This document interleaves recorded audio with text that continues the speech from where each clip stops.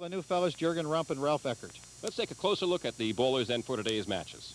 From the ladies, from Woodstock, Sue Wanklin to finish 4th in the qualifying round and beat Joyce James to get to the television.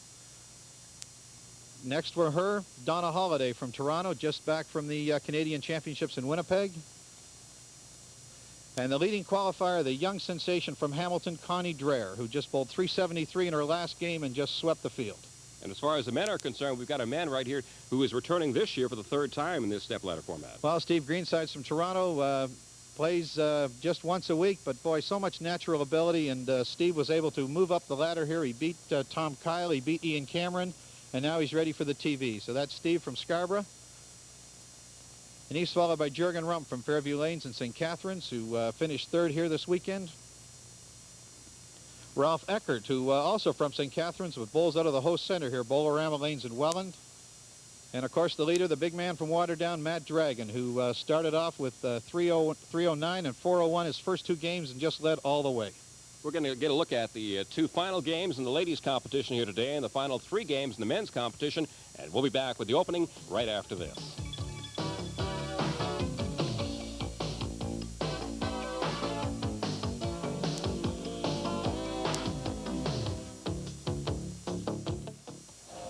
And welcome back to the Bowl-O-Rama in Welland. Match number 1 we'll have from Toronto, Donna Halliday, with a 258.2 average, taking on Sue Wanklin from Woodstock, Ontario, 243.5. And as you can see, Sue right now managed to get here really because she knocked off a couple of other people. Well, certainly in the earlier 2 games, she got by Joyce James and Helen McCallum, and now comes up against Donna.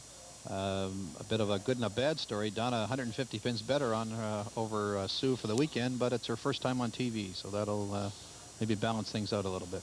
Well, Sue's been here many times previously. 1985 and 1980, she finished 2nd in this tourney. 1981, she finished 3rd. And at the very worst, she'll do 3rd again this year. That's right. And sitting at a bit of a threshold in her career, this win, if she gets it, would be her 5th in the Masters Tour. And there's only a dozen ladies before her have done that. And a lot of them have certainly tried. That first pin, when you knock off that head pin, always a tough start. Tough start, but you're bowling this 1 frame. The way the TV format is, you bowl, if you're finishing last, you bowl 1 frame first, and then your opponent will bowl 2 frames. So I've always thought you let this frame go out of the way, and then you get the 2 frames, you get a chance to roll here with some momentum. So she counts 12 in that first, and here we have a look at Donna Halliday. Donna mentioned she was a little nervous before this one. Well, it's the first time on TV, and the lights sometimes are a bit intimidating. Started bowling 36 years ago. She doesn't look that old. There's a nice strike. She was pretty young at the time. Must have been. But she's had a pretty exciting year, certainly a good finish to the year. She was on the Agent Court Mixed team that played in the Carling O'Keefe Championships out in Winnipeg. And their team finished out of the money, but certainly a big opportunity to get there. Donna now on lane 30. That one looks pretty good. And she's got 2 in a row. Well, like I say, today she rolled 1270 for her 5 games as opposed to Sue with 1142. And that's a big spread over 5 games. High score today for Donna was a 275. We should mention they bowl 5 games on the Saturday and then 5 on the Sunday. And the lanes dried a little bit out overnight, but they were certainly very fast. And you're looking at 2 styles here. Sue, who bowls directly from the right-hand side of the lane. Donna, who rolls from the left. And certainly the left-hand side seemed to be a little more effective. We noticed that 2 years ago, when Sue was the 2nd highest qualifier here with a 27.45, she managed to score about 300 pins more than what she did here this week. It was a struggle. The lanes were sanded a few weeks ago, and certainly make them they've always been quick here, but that just made them just a touch quicker when they take off that little bit of lane surface. Put a little bit of oil on them, but it certainly makes them as quick as can be. A lot of X's on those boards right now, as you can tell. That's right. She's going to be this is going to be pretty rough count. And always a tough spare to make as well, because you're looking at the split. I think it's the same thing that happened last year, though, John. The scoring was a little bit tough during the qualifying round, but the bowlers that make it to TV, they're the ones with the ball that's working the best, and they've solved the lanes a little bit. Oh, a tough one as it just wrapped around. You see that string wrapped around that left corner pin. Yeah, helps the count, though. Helps the count. Brings her, pins this off. She'll be 76 through the 3rd, and just like I say, she's Counts her 15. Gets the cobwebs out a little bit. Just put another mark here on the board, and it would be surprising to see anybody throw 5 or 6 in a row here, so that you know you're going to get opportunities from your opponent. They're going to give you a chance to continually get back in the game. Well, both bowlers now have 1 open frame and 2 strikes on the board, so it's very even thus far. Playing it from the left-hand side, brings it across.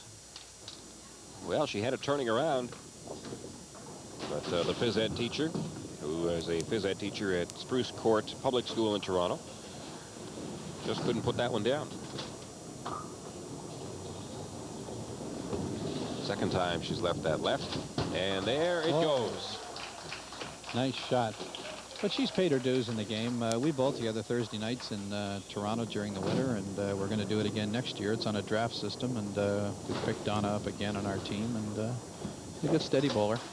But it's up to Sue now to put some numbers on the board here. How many bowlers do you draft in that league? Draft full teams of 6. The top 12 averages they become the team captains, and almost like the NHL, you know, we sit down and go through this big draft of all the teams going through the other 72 players. Here's Sue, wants to put a half on the board here. And she does. Gets the spare. And that'll help a lot, because that means she now has 3 marks in a row. Well, if it keeps the game's even. A pin difference, and it's the kind of thing staying away from the middle. Keeping it on the side here. Nice roll on the ball. There it is. Good strike for Sue Wanklin from Woodstock. Now Donna Halliday. Donna working on a spare right now, as she has 76 and the spare through 4. Just wants to keep this on the side again. And does it nicely. That first ball is so crucial. Well, it sets up the whole frame. It sure does, and especially here, the spare shot was really tough if you're playing the 5-3-2, the head pin, you know, in the next 2 pins. But you're bowling from the left-hand side here. One of the advantages, if you I think you noticed a pin down in the gutter at the back there. well, they set up sometimes, not quite exactly on their spot, so the bowler's allowed to respot.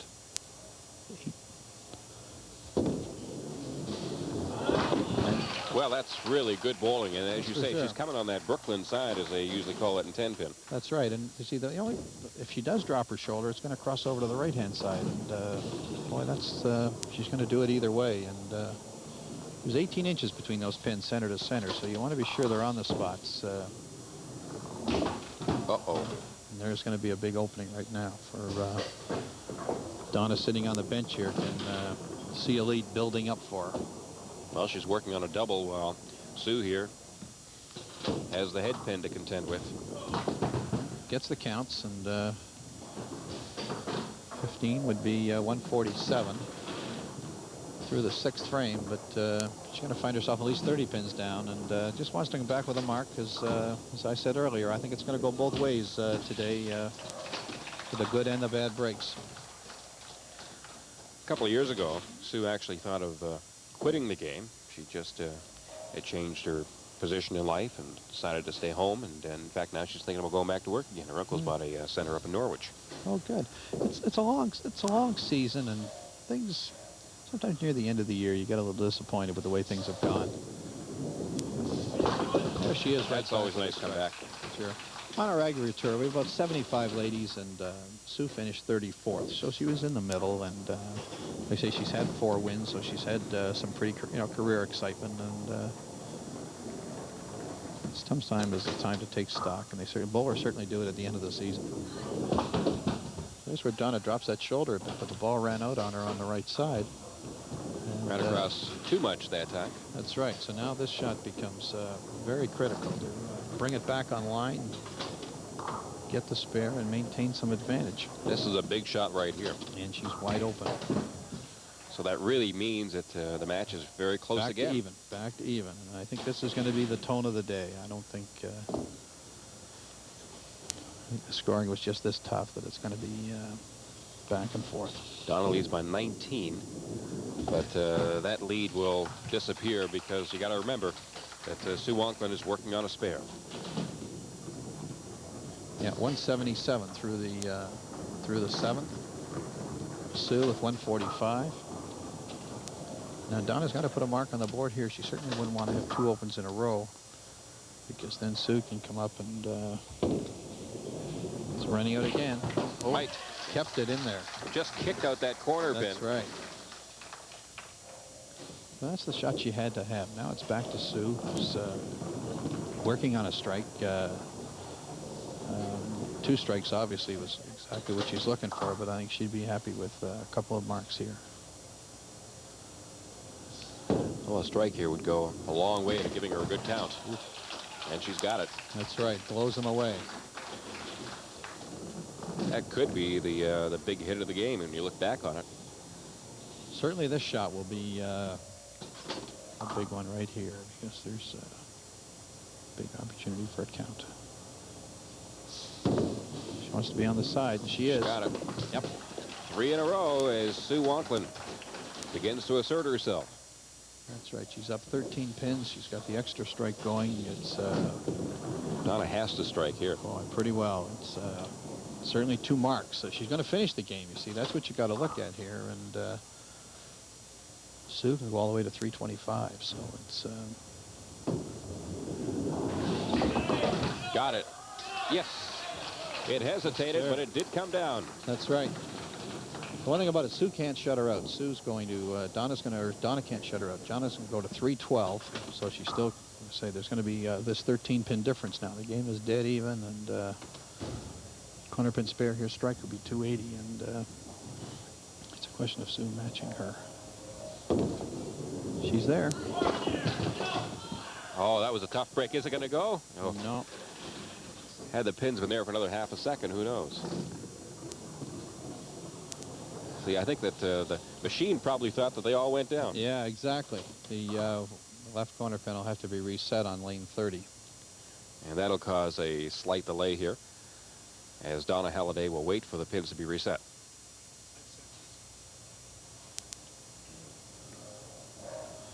Okay, here's Donna coming up now to shoot the right corner. A very difficult, very tough break for her. The corner pin sat there for a long time, and the action of the machine pulled it down, but it's got to be ruled a standing corner here. She'll need this spare. Oh, it fell off. And that delay sometimes, you know, that can really cause problems. Sure it does. Sure it does. And it's one of the unfortunate breaks of the game. perils of sport. So she's going to finish here 263. An excellent game. Leaving it up to Sue now. A head pin pinned them all off is 265. And certainly that's the kind of shot, even that shot, if she pins them off, she'll still be a winner. So it's in the bag pretty well for Sue. No, I wouldn't go that far. Well, boy, she's methodically might go about it here. She needs to hit all these pins down with the next 2 shots, and she's a winner. So she wants to be sure she's on the head pin.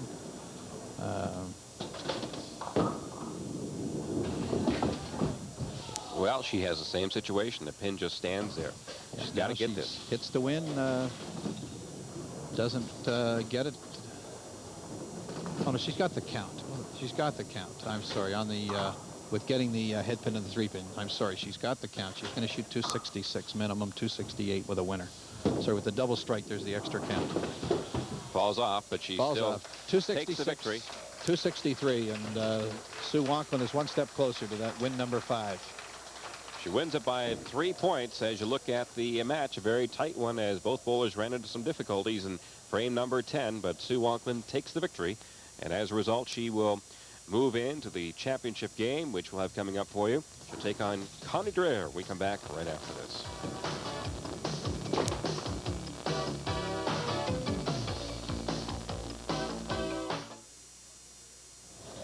And that young lady is Connie Dreher. She's 21 years of age, and she had herself a very big week of bowling here, finishing with a 260.3 average over 10 games, and that means that she was a top qualifier.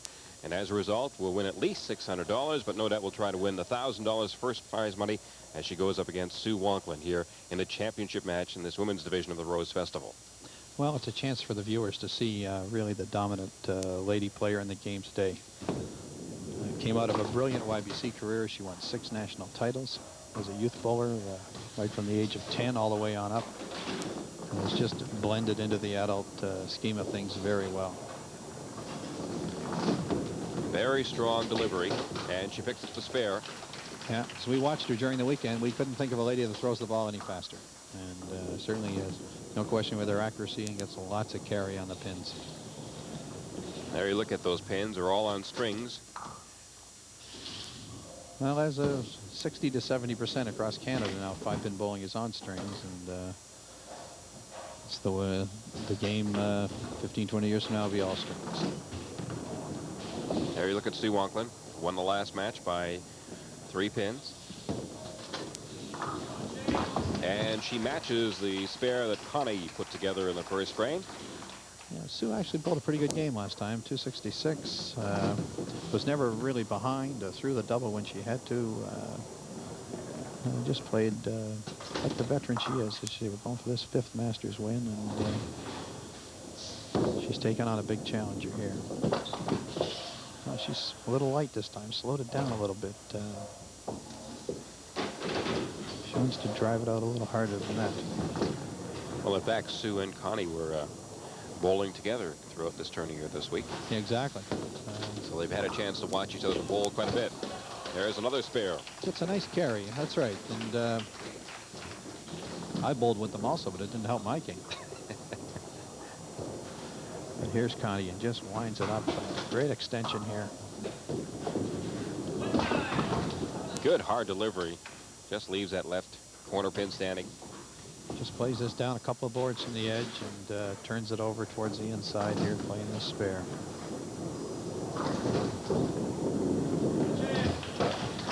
Got the other spare. And has an 8-pin lead through the first frame. Grabs the count right off the bat, and you know, just wants to keep hitting it on the side. And with the carry she has, she keeps hitting it on the side. She's going to get lots of score. Connie's big game was a 373 in the last qualifying game. There's the strike. That's right. Moved her right out of the pack, right to the lead. And you always, like in this stepladder format, you always want to be that leading qualifier. There's Connie talking with her parents, Irvin and Erica, who have been with her through most of her YBC and young adult career. Getting it to move. Now Sue matches that strike. Lots of action with her ball. Goes to show you really don't have to throw it that hard. No, it's boy, it's just nice, easy delivery. Hasn't even bent over a whole pitch. No, but she's light on this side again. It's twice in a row on lane 30, and puts it on the right side. It just puts a lot of pressure on you to keep this spare coming. Sue has 2 children at home. Becky, who's 9, and Amy, who's 5. I think she's always been around the bowling centers and has worked there, and it just becomes a way of life for so many people. Plays in leagues a couple of times a week. And when you look at it, when these players say they play in leagues, that's at least 6 games there, and usually a practice or 2, looking around 10 games a week. Oh, for sure. And like I said, there's a fair amount of tournaments, and Connie would be playing all of that. But here's a chance to put an edge on her score right now with spares and strikes. Well, matches the difficulty that Sue had in the last frame. So it's going to keep it fairly close. And, as we talked about with Donna and Sue, here she loses a little on that count. Only counting 7 on that strike. That's right. It's you lose that 3-pin on the count, so it's really cost you 6. Those pins might be important when we get down to the end. So she picked up a 12 count on that frame. So instead of having a 5-pin edge, she's 1 down, and that's that 6-pin difference. 93-92. Here she gets started again now. Looks like a brand new match. That's right. Same corner. That left. 1 win on the Masters Tour. She won last year. She finished 5th in the aggregate this year. She's won an Ontario Open Championship already in the adult side, winning 86. She made the stepladder in that championship this year in Hamilton. She's just done so many things so quickly. Sue Wanklin. Sue from Woodstock actually had 168 pins less during the tourney than did Connie Dreher. Well, certainly when Connie's big finish, 264 in the 9th game, 373. There just wasn't that many 373 games being rolled. Sue finishing, actually today only at 1140. There was almost 300 pins difference today.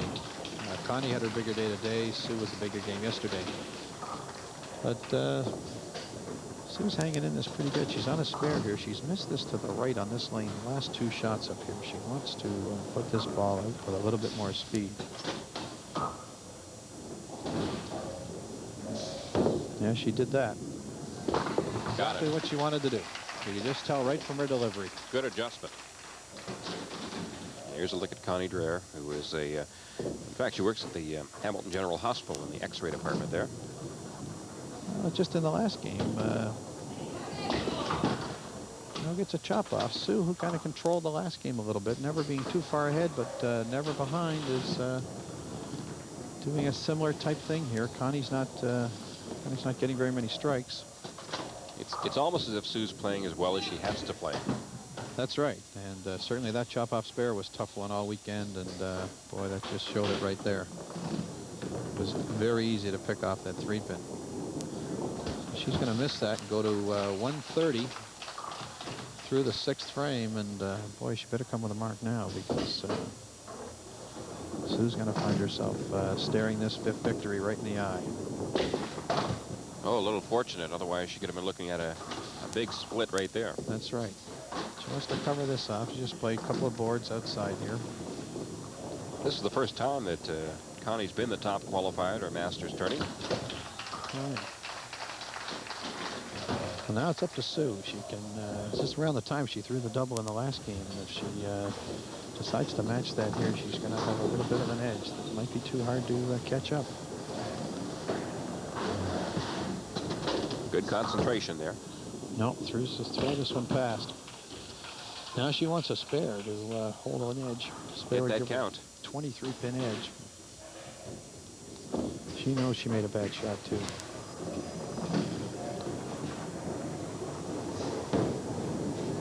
Oh, got it. She played a lot of carry all weekend, and puts her 153 through the 6th. Spare in the 7th. 23 pins. Still 3 frames, though. Lots of room yet. Just wants to keep this away from the front.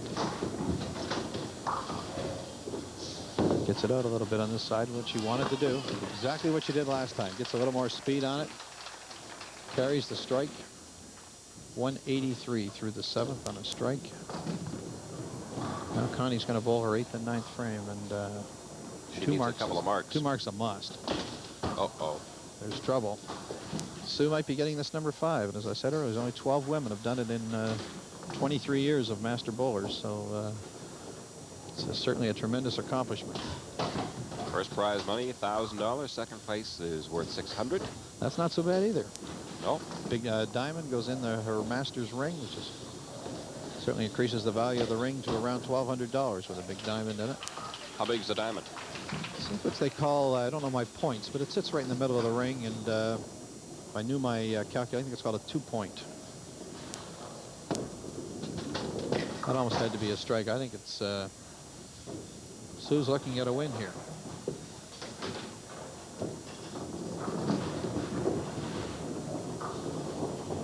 So Connie looking to try and split, pick it up. She doesn't do so. No, she's going to go 175 through the 9th. Look at some of the other ladies that played this weekend. Joyce James of Scarborough, 24-47. Helen McCallum of Barrie, 24-16.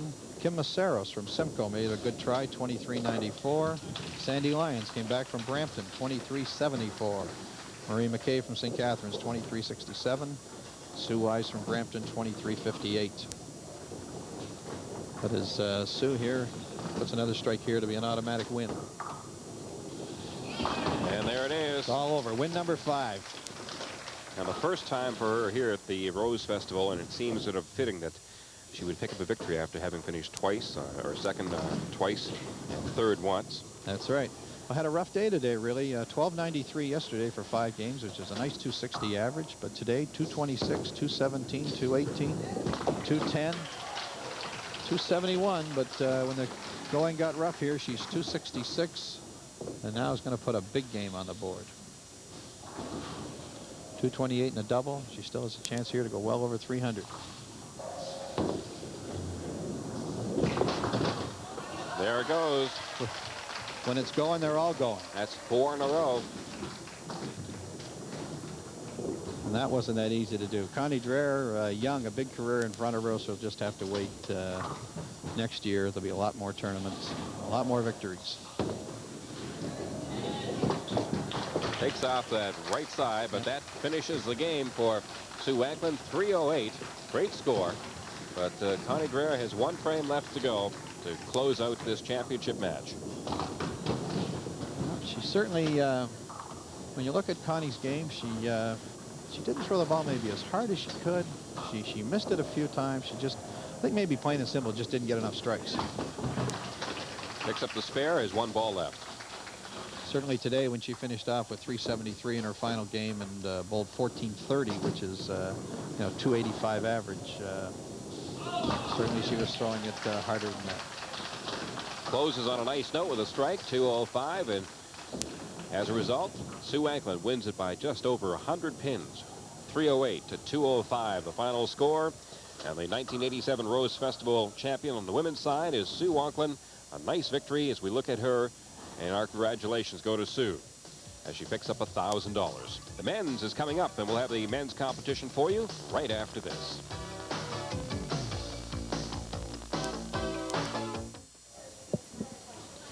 And the first match in the men's competition, we'll have a look at Juergen Rump against Stephen Greensides. As you can see, both bowlers had pretty good weeks here thus far, getting as far as they have. Juergen from St. Catharines and Stephen from Scarborough.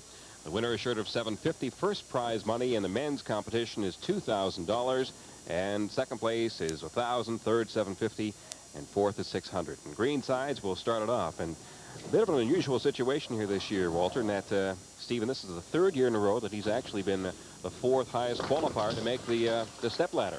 Well, he's been certainly fortunate to make it every year. It shows how consistent he is, and certainly we're going to see 2 contrasting styles with the fastball from Steve, and Juergen is more of a finesse player. Certainly rolls it out and tries to back it up a little bit, and that one certainly did.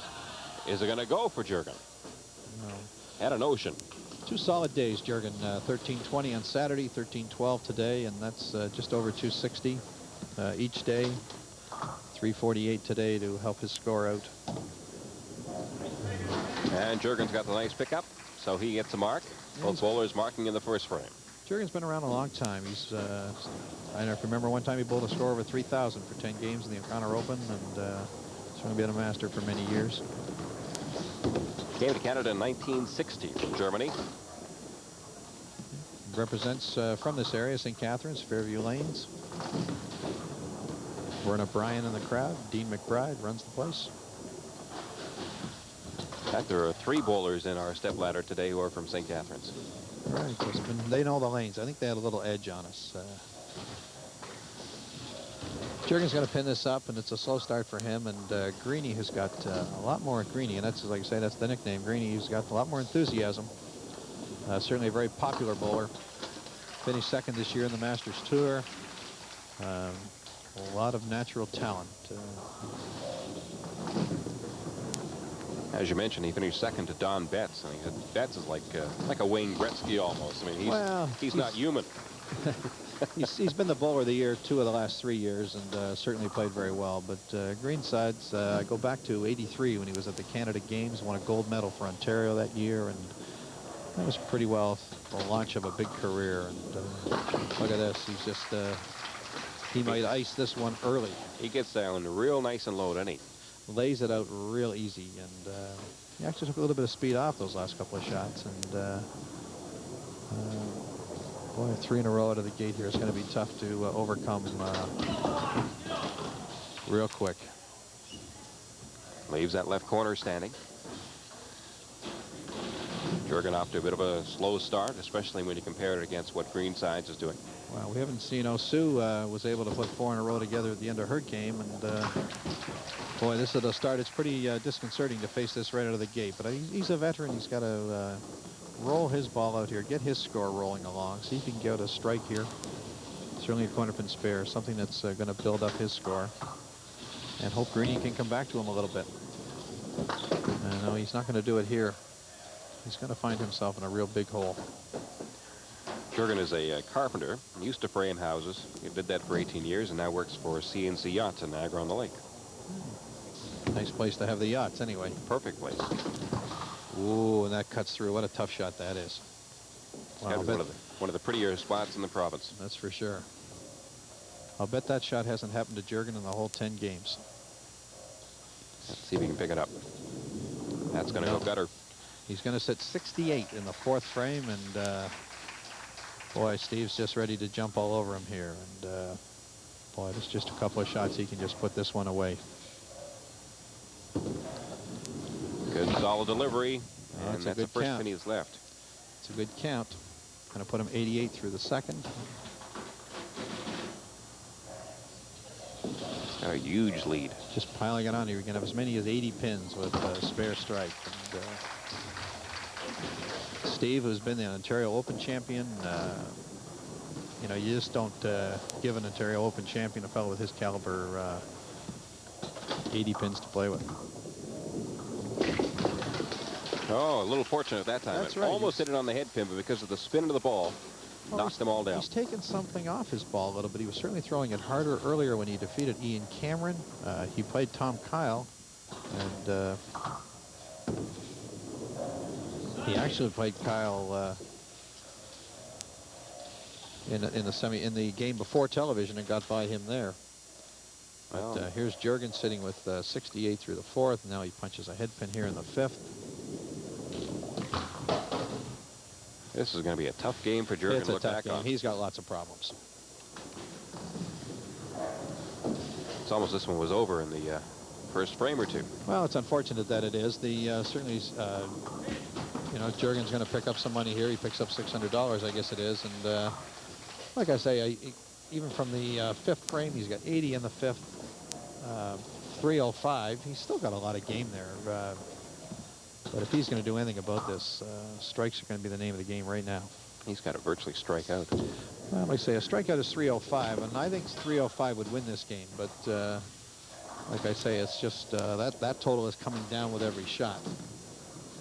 But let's spare this one up and let's see if Greensides can at least come back to him a little bit, maybe a couple open frames. Juergen had a 348 earlier today in game number 7 of the 10-game aggregate. Yep. Just bowled, like I say, bowled strongly. Bowled 13-20 yesterday, 13-12 today, and the one game on TV, it's a little tough to put it all together here. Working on a strike, Greensides 148 through the 4th.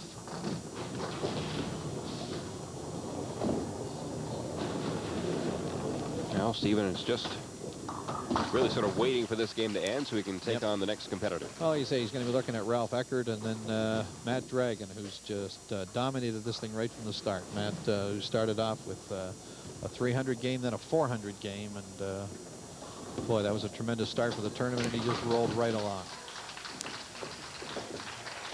So Stephen gets congratulations. That's one thing about bowlers is they're always congratulating each other.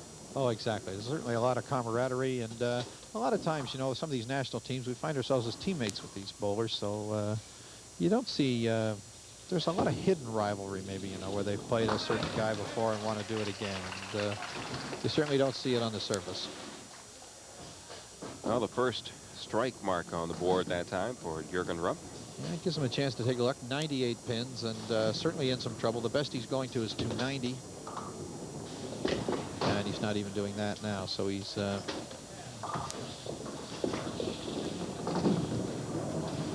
a little fortunate that time because it looked as if he was going to leave that right corner standing as well. that's right. He gets a chop. I'm going to say this has been the toughest spare of the weekend, and but that one's no problem. Give us a chance here to look at some of the other bowlers that played this weekend. Roger Davies from Oshawa, 2571. Doug Trotter from Bowmanville, 2555. Jordan Craner from Jane Park Bowl-O-Rama in Toronto, 2548. These bowlers were all in the money. There's Greenside just getting another strike and just adding it up. Bill Condor from Whitby, 2540. Don Betts from St. Catharines had a big start here, 261, 296, 266, 1333 yesterday, and the last 3 games let him down. Could only play to 600. Oh, is that, now how does that count? That's going to be a down pin. They're going to... That'll need a ruling, I presume. Yeah, that pin's going to be ruled down.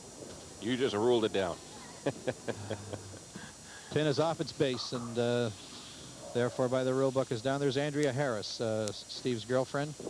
Not giving him any advice, but just certainly comfortable in this situation as Steve racks up some big scores.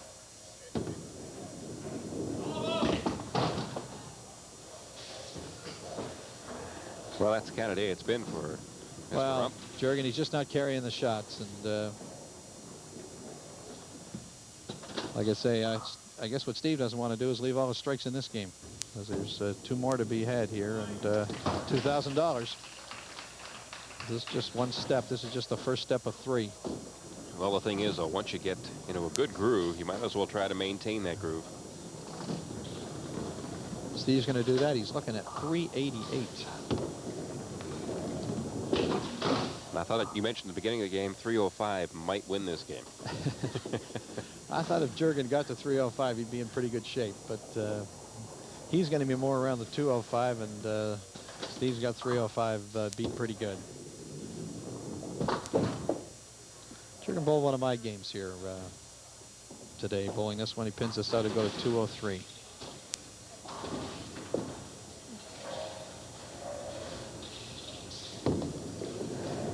And there it goes as he leaves that 3-pin standing. Yep. So he winds up with an even 200. Even 200.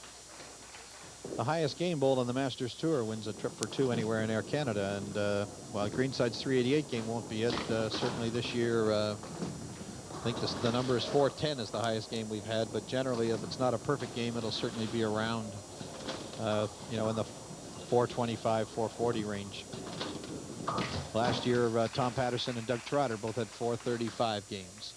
So what happens in that case? They go together? Well, they both no, they both got trips for 2, which was nice of Air Canada, and I know Tom at the end of July is going down to California. Kick it off. 354. Excellent game, however, for Steve Greensides, who easily takes game number 1 here in this step-ladder format in the men's side. And he's assured himself of at least $750 as he wins by 154 pins. Steven will now take on Ralph Eckhardt.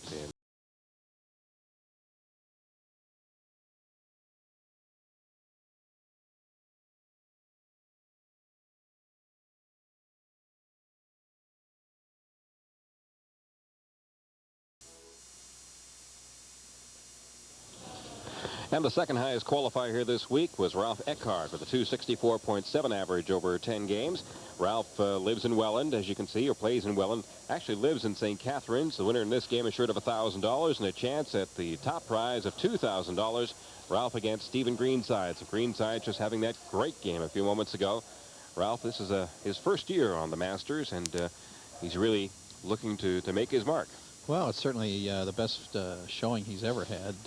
Despite being 30 years old, Greenside's 5 years younger. Greenside's been around the country on 5-pin bowling, and this is Ralph's biggest game. Get some local support there. Hear a few cheers. Ralph did make the cut once in a tourney.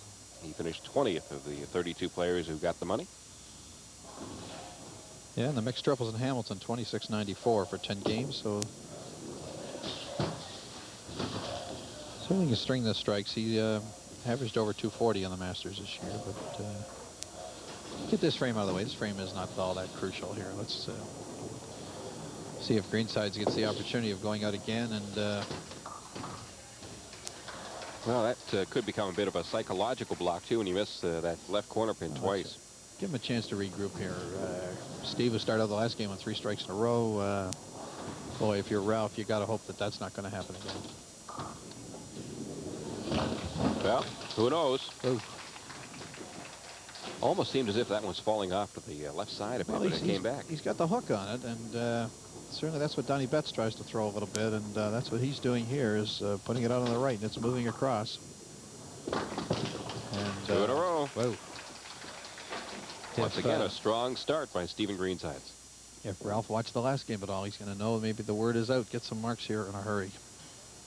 try and slow Greensides down a little bit, shoot a little offense at him, so he'll have to maybe think about a shot. But there's Matt Dragun in the background, ready to take on the winner. Ralph Eckhardt having some problems here to start this match. He was really dominant through the tournament. Started with 368. He pretty well chased Matt Dragun the whole tournament. 291, then 321, 980 his first 3 games. Turned around his first 3 games today. Were 251, 300, and 270. That's 821 today. 1800 for the first 3. Maybe he's tailing off a little bit here near the end because his finish was 207 and 203, and it just might be carrying over right here. Counts 12, so he gives 25 now through 2 frames, and really finds himself deep in the hole already. Well, he sure does, and something he doesn't want to do. It's time to put a mark on the board right here. Ralph started bowling seriously at the age of 8. So he's been bowling some 22 years, and in fact, one of his teachers sitting right beside us today. Well, we were there. I'm sure we were at Latcham Lanes in St. Catharines. I was here for a couple of years, 69 to 71, and I can remember Ralph and Joyce Maxwell. A few of the people that came through the YBC program. It turned out to be real fine people and bowlers.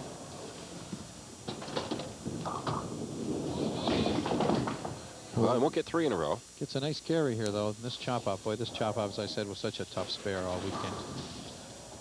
Henry Farrer, scorer, mentioned that Steve and Juergen Rump, in fact, both of them only missed the head pin once each in the last game. In the last game, but it strikes together in a few marks and avoiding the big pin in the middle. It here seemed to be a foot across. Green takes the spare. There's 70 through second. He's already up 45 pins, but bounces this one a little bit. So doesn't get the carry. First time he's missed a head pin in this game. Doesn't get it up to the head pin. So. Nonetheless, he's still got a very nice lead. An early lead.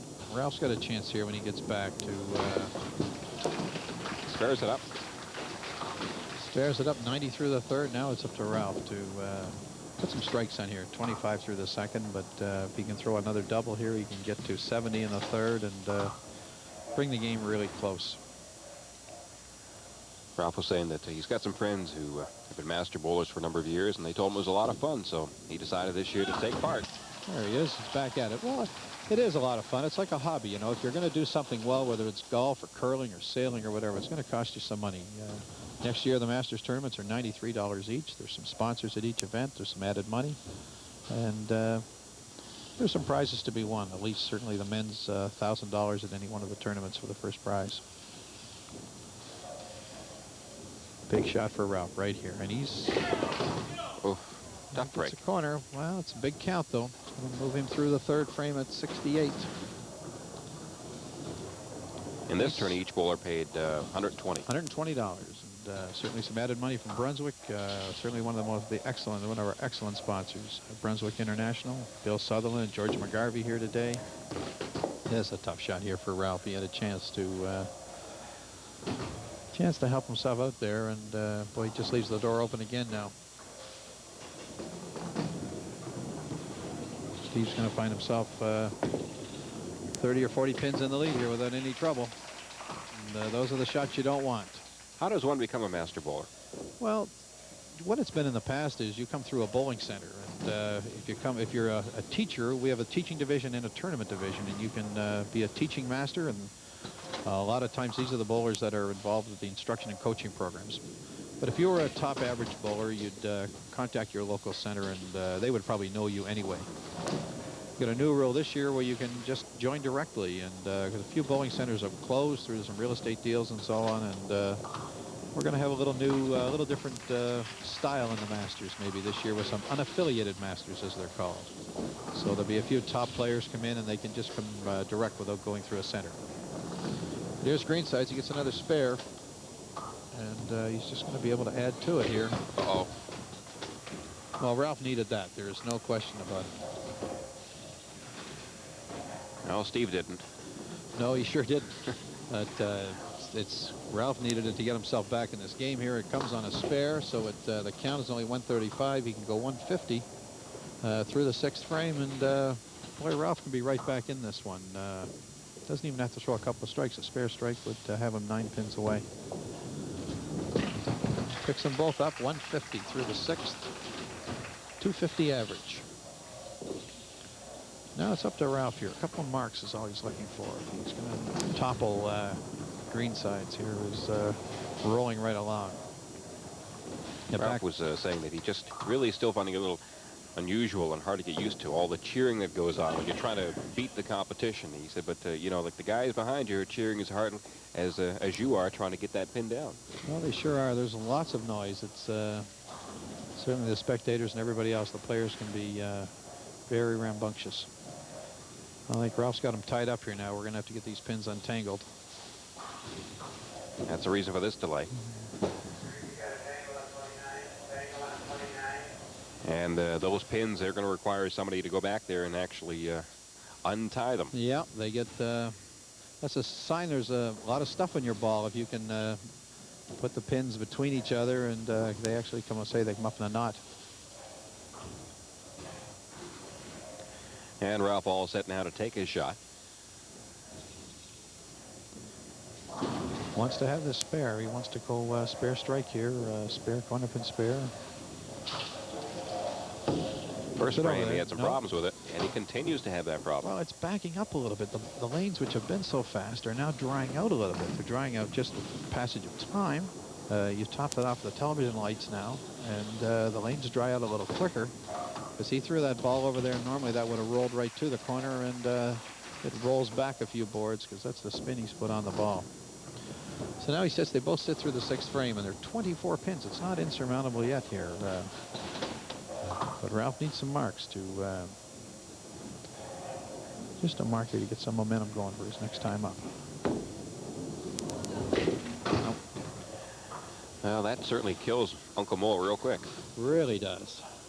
Boy, Greensides, you don't want him to get, you can see how loose he is, and he's able to go up there and just seems to get the marks a little easier. Juergen and Ralph have seemed to have to grind it out a little bit, and these one-game step ladders are not the place to be doing that.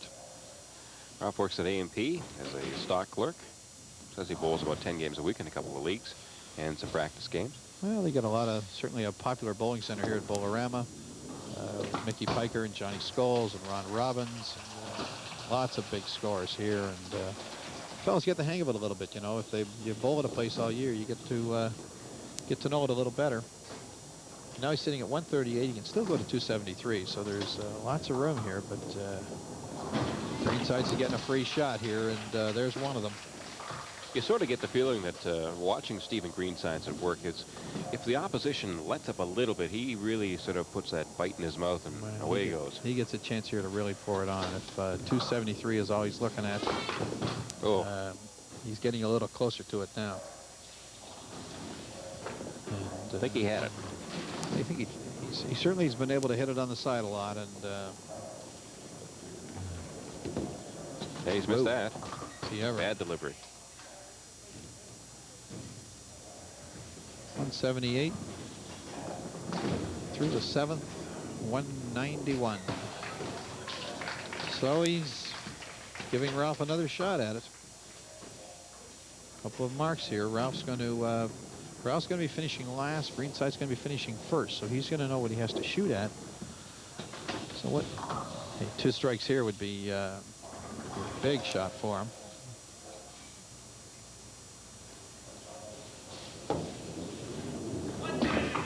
Oh, just can't carry them over. No, it's making it tough on himself now. His maximum now is 258. It's coming down pretty quickly. Well, regardless of what happens here today, Ralph is very pleased with his effort here this week. Yep, there he gets that corner pin there. He got that ball over a little bit. Well, certainly, regardless of what he wins here, it'll certainly, you know, finish the year off in nice style and give you a nice motivational lift for next year. The bowling season runs from when to when, roughly? Well, when to when? The first tournament is August the 30th, and we'll play the Masters Championships. They'll be finished the last weekend in June. So it's a full year. It's a full year. There really is not a lot of time off. We're even in spring leagues right now. And there is air conditioning and everything is certainly prevalent in many centers. Certainly spring and summer bowling is also an important part of the business. Here's Ralph. He wants this one. No, and he's put himself in a deep hole right now because he's going to can pin this off, only go to 181. No, we're looking at Greensides and Matt Dragun. The Dragon's going to take a shot at win number 3. And Greensides at win number 2. That's right. He just won the last event, the 10% tournament, the Holiday Inn Classic that the Masters have, was in Toronto. Played at Queensway and Albion. Oh, good count. Yeah, 226 is all he needs here to end this game, and he's going to get it in a variety of ways. Spare here, naturally, it'd be a big plus. Yeah. Picks that up. That's all she wrote. Hitting the hip pin on the side will be a game winner.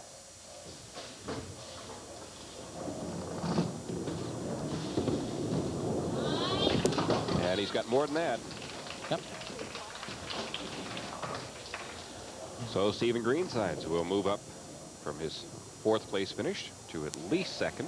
Yeah, moving up the ladder, and so many times they say the bowler maybe that gets rolling from the back has the best opportunity, but well, we saw it in the women's competition with Sue Wanklin finishing 3rd overall, winning the championship today. Exactly. Here's Greenside, just a nice roll on that ball. Finishes with 3 strikes in a row, a very nice way to finish, and he goes up with 266. Yeah. 266, 150 in the 6th, 191 in the 8th. Kind of hesitant, and still is able to bang out 266. Very nice score.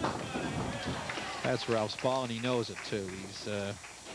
He knows that's the roll he wanted, and there'll be other times. There's George Babenko and Dolly Kolaz, local bowlers here rooting him on. Nice backswing. Well, he's got 2 in a row. He's got a feel for it now. I guess the pressure is off. That's right. I think he'd like another game at him, just on the experience factor alone.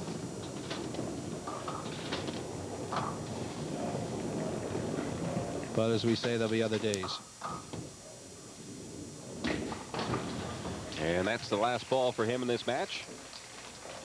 Nice finish nonetheless for Ralph as he picked up a couple of strikes, finishes with 221. But the winner once again, Stephen Greensides, and that young lady Andrea hoping he can go all the way to the championship. And the championship will be coming up right after this. Steve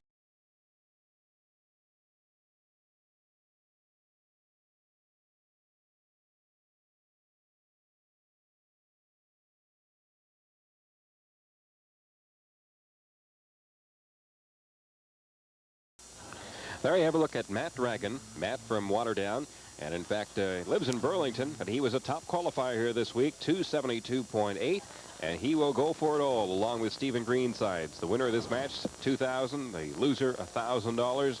Regardless of which way you slice it, that's a pretty good dollar for both bowlers. Well, it sure is, and just adds up to the money they've been earning all year, and it can be sizable. It can be certainly within $5,000 and $10,000. Wouldn't be abnormal for some of the top players. Here's Greensides laying it down, and it's the first time he hasn't started off with a couple of strikes. Well, that's right, and he certainly had been out of the gate real fast the last couple of games, and he's knocked out some good ones here today. Ian Cameron, Tom Kyle, Ralph Eckhardt, Juergen Rump. As he tries to go all the way, but he's going to have a real opponent with Matt. Matt, both days, starts off Saturday 309.401, starts off today 306.321. Just in command of this tournament from the outset, and throws a stronger ball than we've seen through Juergen Rump and Ralph Eckhardt. So might challenge Greensides a little bit on the lanes here with some action. Matt's Croatian, came to Canada in 1965, began serious bowling in '68 when some friends took him out. Well, this is his 6th year now with Masters bowler. Yeah, 2-time winner, and look at that ball. A little more zip than we've seen, as I said, from Juergen and Ralph, but maybe he can force Steve to play catch up a little bit.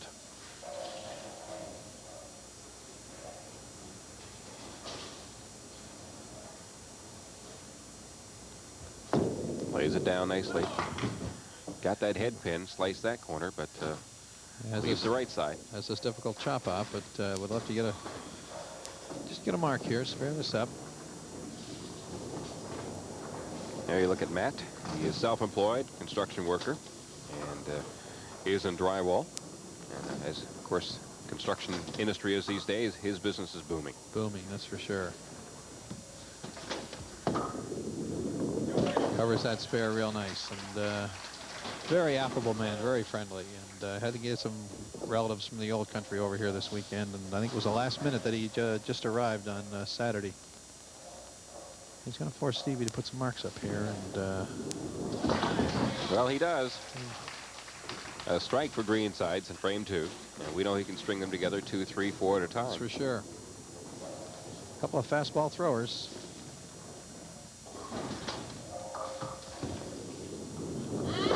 Looking good. So he reapplies the pressure now to Matt Dragun. Wow, not intimidated at all, and say all the Masters tournaments end in match play, so he's you know, certainly if Matt's had 2 wins, he's certainly no stranger to this, and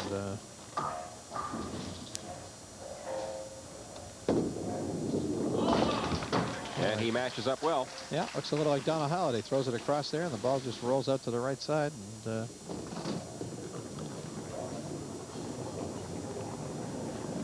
So both bowlers doing a good job of marking on the last couple of frames. well, exactly, and it's regardless of how tough the lanes seem to be. There's, you know, we have the master bowlers have such a good crop of players that there's always people who are going to solve the conditions, and certainly you're seeing a couple of guys here that are having no trouble at all, really. 60 through the second on a double, and boy, it's not a game for mistakes at this stage of the game. Greensides back up. Steve, a big Blue Jay fan, and sure he's been cheering rather loudly this year. I'm sure. Oh, a nice kick that time from that 3-pin to knock down the corner. That's right. That's how they scored 2,700. You got to get those kind of shots, because a lot of the 3-pins were just dying in front of the corners, and certainly this is what you need. He's got 3 in a row. He's in the middle. Uh-oh. Wants that one back.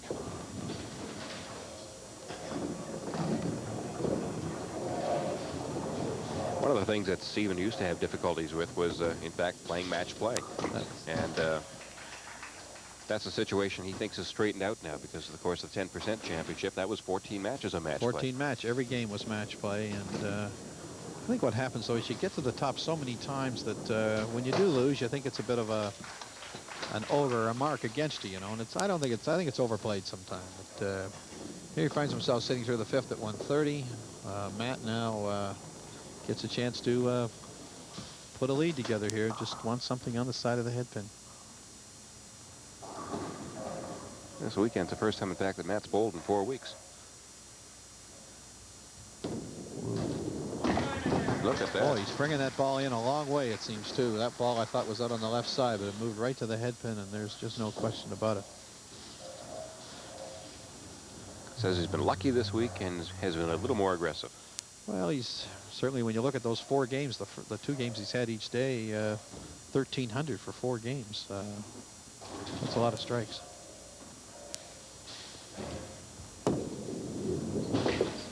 Well, he responds in kind. Exactly. Boy, that's the only shot that keeps Steve back in the game here. 140 through the 4th.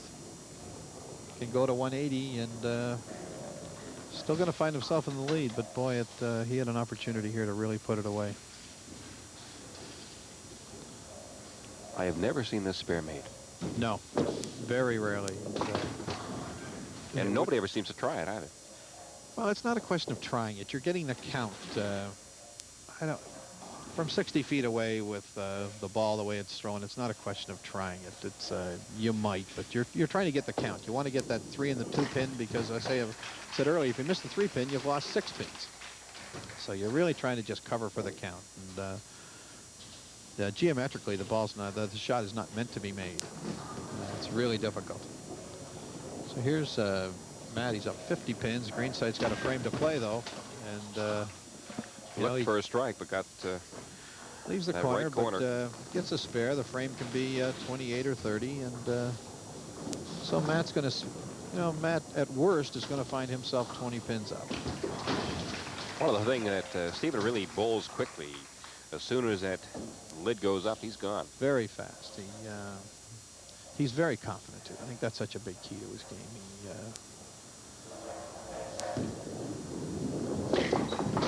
Yeah.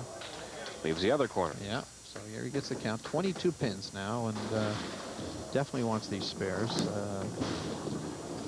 Certainly don't want any problems with these. He's been able to turn away on them.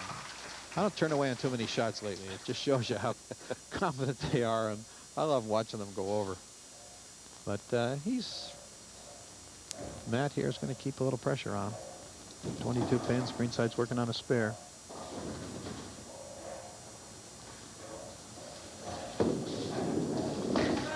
Well, this match is not over. That's right. Are we back in a ball game now? Is there going to be 3 frames after this, and they're going to be neck and neck here for $1,000.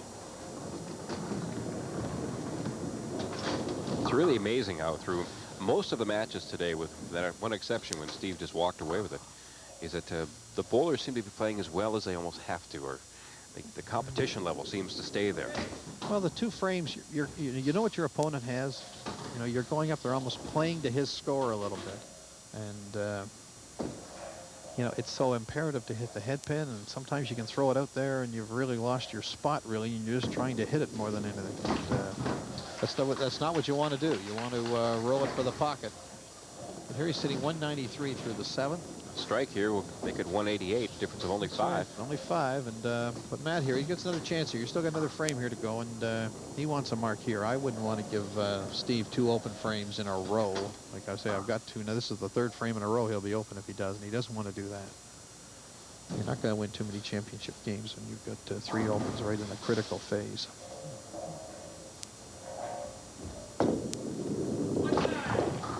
Ooh, solid shot. Leaves the left corner, just wants to cover it. Didn't come across the way he normally does, though, in that case. He usually likes to come across the right side and stayed in the left that time. Right. When he gets a spare here, he's going to... then you can sit down and watch Steve maybe squeeze it a little too hard. He doesn't want to... Steve's still going to have to come with some marks. Covers it off nice and easy.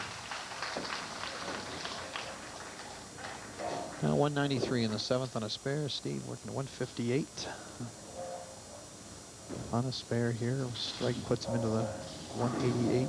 Now strike here would conceivably put him into the lead, but doesn't get it. A little tentative here. 186, 7 pins. Now the spares become so important here. He's getting good counts. Wants to go right at this one. He needs this shot right here. He's got it. Oh, this is going to be a close finish now. That counts become so important. His last 4 frames, head pin right, left, right. Almost like a dance step, you know, right, left, right. Bounce that one a little bit. Got away with it. Got away with it. 216 strike. Now Matt's going to finish. Greenside, just he can go all the way. There's Andrea watch. I think they're trying to count the money. Oh, they shouldn't count it yet. Not yet. Greenside's going to go all the way to 306, though. He certainly got himself in a good position now with that strike. That was a big shot. Matt's using, there's so many different sized balls in that racket. Matt's using the smallest ball he can. It's made by Brunswick, too, naturally.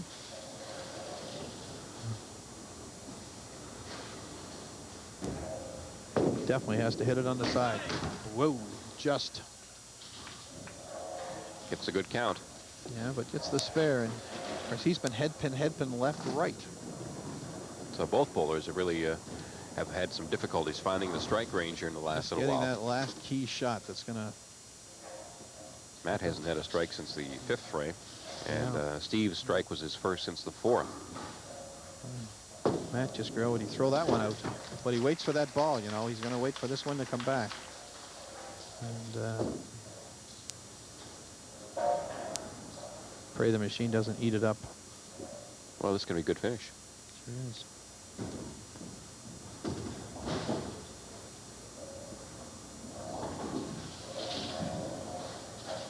Well, he had to go for another one. 221, 251, 296. Oh. Oof, that is not the shot he wanted. 241. Definitely wants to get both pins here. Both sides, the 4 pins. Boy, he wasn't able to wait for that small ball. He went with one of the bigger ones, and I think he paid the price. Just wasn't as comfortable as he might have been. Now at his maximum of 256, I think Steve might be looking at 2 in a row. Oh, is that a tough shot? Picking off the 3-pin. That hurts the count here. Brings it down to 13 as a maximum, which is 254. Stephen Greensides on the verge of climbing all the way from the bottom of the ladder to the top. Yeah, gets the count, 13, 254. Now it's up to Steve to just be on the side here. Any shot on the side is an automatic winner.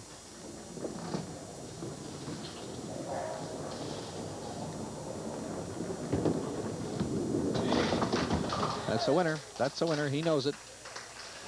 A little jump for joy that time from Steve Greensides as he will take home $2,000.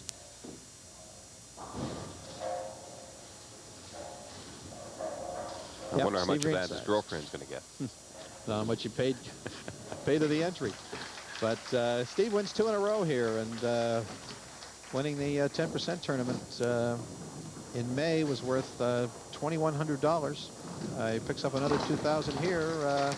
Who said there's not some money in bowling? There's 4,000 in a couple of months.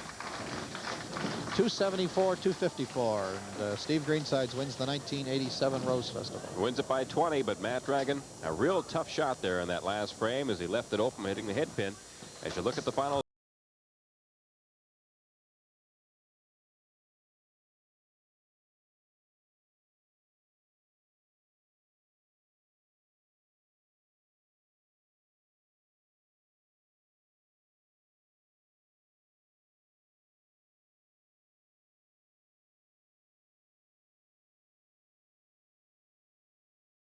And welcome back to the Bowl-O-Rama here in Welland, and time now for the bowler's favorite part of the program, the check presentations, and Walter Heeney is going to provide those presentations today. First of all, to our ladies winner, and the winner of $1,000, Sue Wanklin. Sue, come on in here and get your check.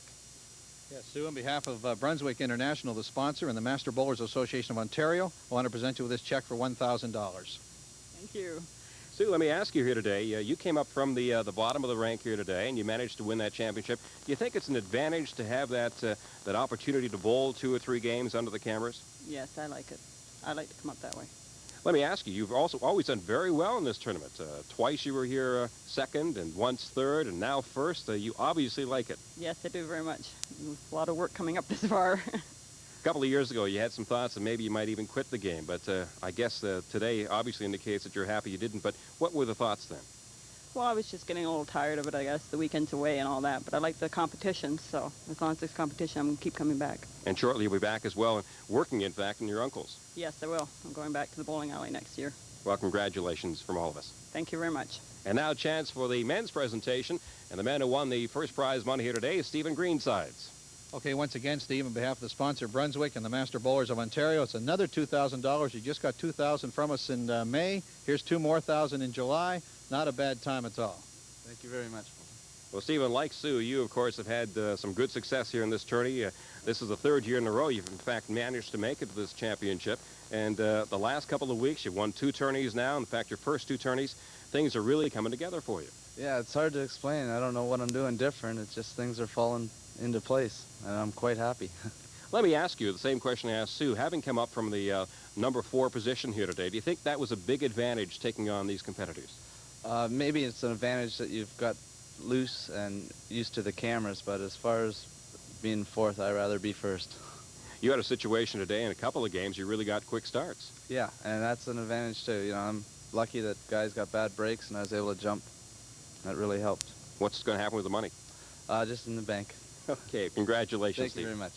Walter, a great tourney again here today, and it's always nice to see a couple of people we've seen in past years come through the ranks and win this championship. Well, they're the stars of the game, and it's the people that the 5-pin bowling and the Master Bowlers Association have to build on, and we're able to do that. We get young fellows like Steve Greenside. Sue Wanklin wins her 5th tournament, and as I said before, only 12 ladies have done that before, and that's a remarkable achievement.